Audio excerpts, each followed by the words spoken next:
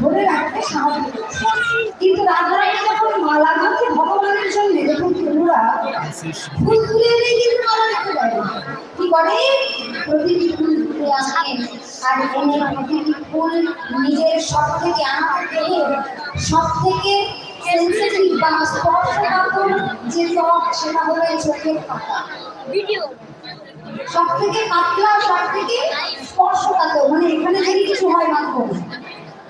অস্থিরতা লাগে, তাই না? তাই আজকে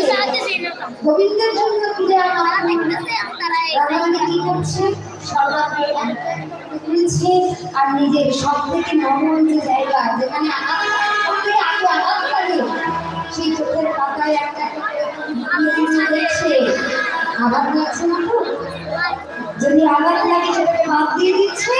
আর যদি নরম অনুভূত হয় সেই ফুলটিকে মালা রাখার জন্য আবার করে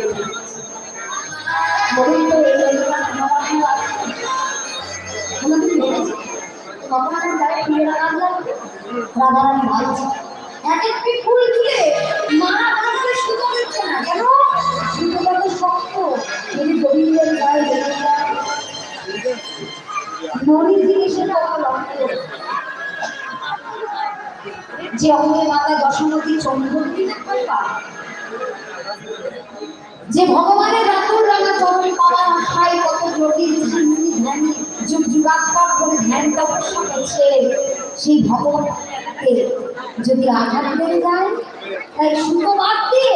এক একটি ফুলের সঙ্গে আরেকটি ফুলের জুড়ে জুড়ে জুড়ে জুড়ে জুড়ে